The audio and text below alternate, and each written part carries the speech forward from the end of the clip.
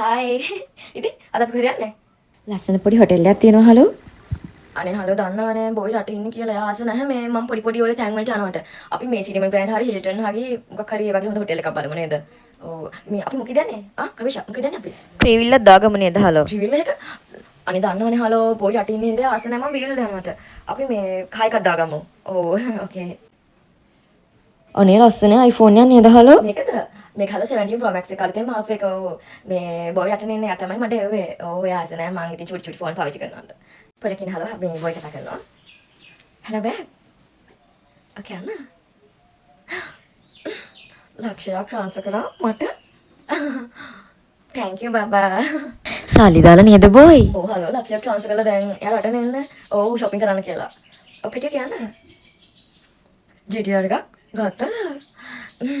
අනේ ෂෝයි මං ආස වාහනේ. හරි බබා. නෑ වැඩි වෙලාවක් ඉන්න අපිට පැය දෙකක් වගේ ඉන්න හොඳ. මම කල්ලා දෙන්නම් bye. okay bye love you. අලුත් වාහනයක් කරන්නේද? ඔව් අනේ GTR එකක් අරගෙන මං ආසයි කියලා. එයා ආස නැහැ ඔය මේ රටින් ඉඳ පොඩි වාහන පදින්න. ඔව් GTR එක තමයි ගත්තේ.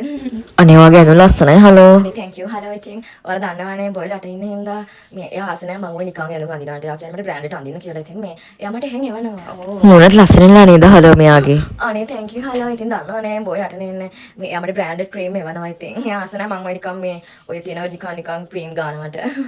thanks අනේ.